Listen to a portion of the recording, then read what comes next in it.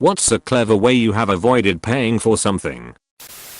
If you try to cancel an appointment during the time in which there's a cancellation fee, ask if you can reschedule for a later date to avoid the fee. Then once they give you the new appointment date outside of the cancellation fee required period, then ask to cancel said new appointment.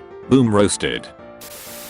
Parking permits for my university were ridiculously expensive, since it was in a downtown area. I'm talking like $700 a year minimum. I only had class 3 days a week, so it didn't make sense to pay for a semester-long permit. Right next to the university is a movie theater with its own parking structure. Parking is validated with the purchase of a movie ticket.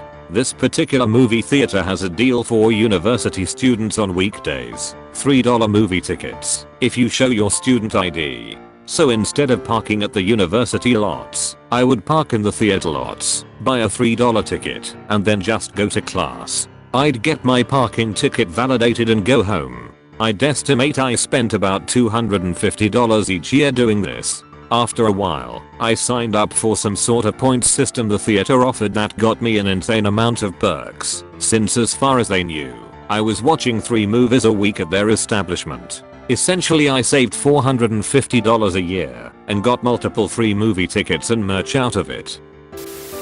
8th grade school book fair with a buy one get one free sale. I had $20 and wanted 4 books. 2 books cost $11 each, the other 2 cost $8 each. With these sales they always make the 2 cheaper items free, so I ended up spending $22 which I knew I couldn't afford.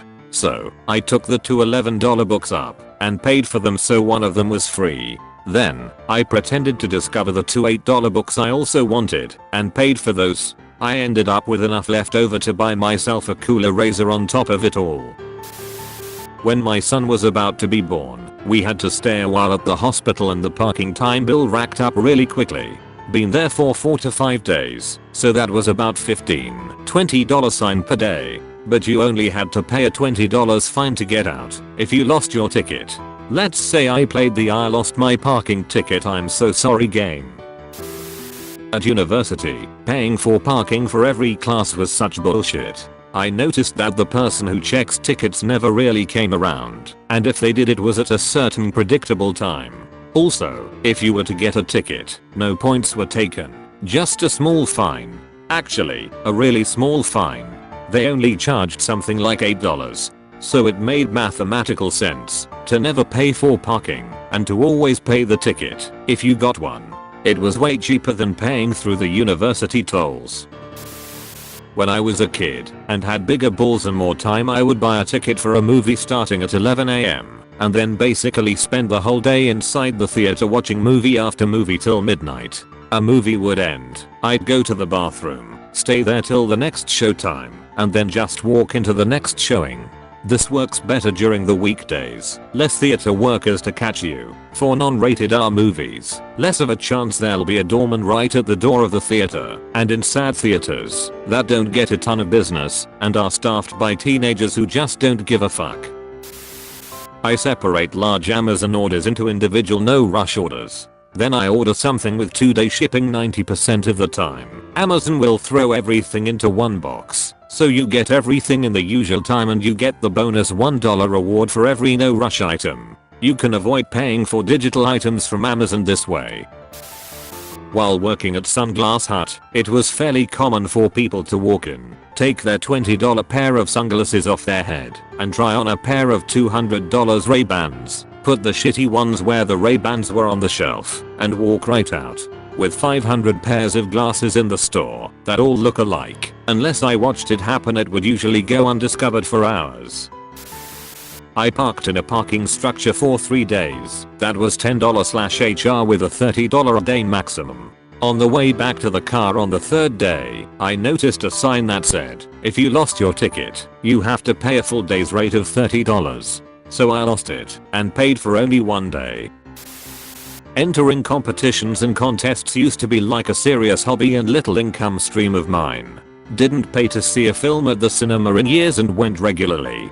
The phone I'm writing this on. Won it. Trip to Sydney? Thanks MTV. Concerts, DVDs, CDs, magazine subscriptions, books, Heaps of random shit all for free. Even won a fucking axe once. I've been with my internet provider for like 15 years, and I have no intention of switching. But now and then their competitor in town knocks on my door and offers me a really good deal if I switch. So I call my ISP and pretend like I'm going to cancel my service and switch.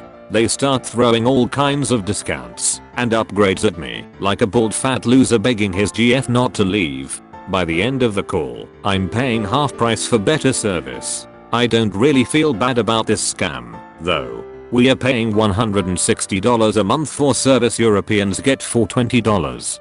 Paying $80 a month for a 6-month deal is still a ripoff. But oligopoly and all that. I fly to Atlanta from SFO often.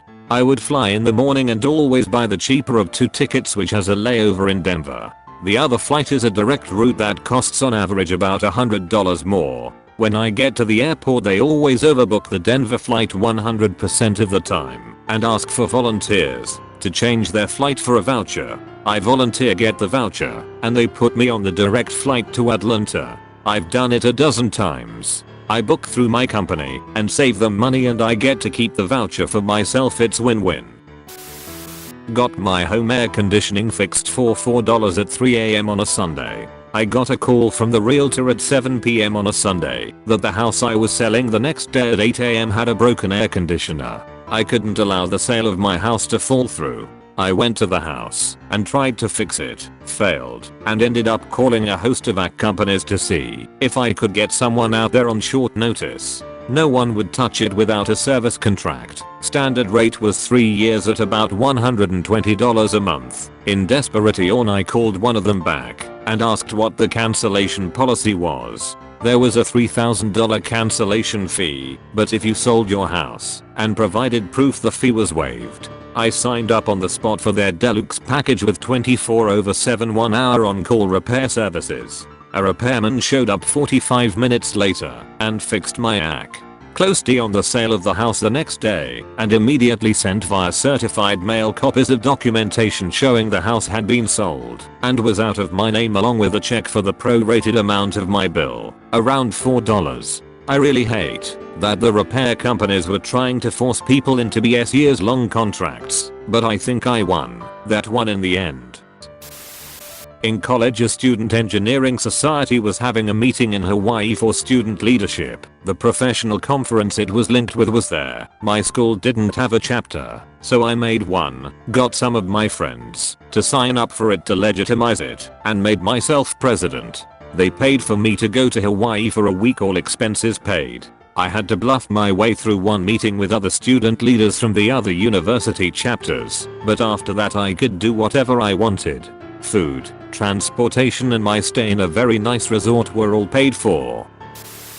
When I was still at school I jammed a table football table with some folded paper so that the 50p piece was in the perfect position to let the balls through. Endless games until the school's janitor unjammed it, and so started a back and forth that I won. My last jam lasted the whole of the final term till I graduated. The whole of 6th form used that table. I must cost the school a couple of grand at least. During college, at a Chick-fil-A Express, where all the items are just there to grab and pay at register, all the staff members were just talking to each other, and I stood there waiting to pay, money in hand. For 2 minutes, no acknowledgement. So I turned to put the food back, and then of the cashiers asked if I wanted any sauce. Turning back around with food in hand and a fist of ones, she gave me sauce and said, "Next in line." I walked out of the cafeteria with free Chick-fil-A. I break into Tiffany's at midnight. Do I go for the vault? No, I go for the chandelier. It's priceless. As I'm taking it down, a woman catches me. She tells me to stop. It's her father's business. She's Tiffany. I say no. We make love all night. In the morning, the cops come, and I escape in one of their uniforms. I tell her to meet me in Mexico, but I go to Canada. I don't trust her. Besides, I like the cold. 30 years later, I get a postcard. I have a son and he's the chief of police. This is where the story gets interesting. I tell Tiffany to meet me in Paris by the Trocadero. She's been waiting for me all these years. She's never taken another lover. I don't care. I don't show up. I go to Berlin. That's where I stash the chandelier.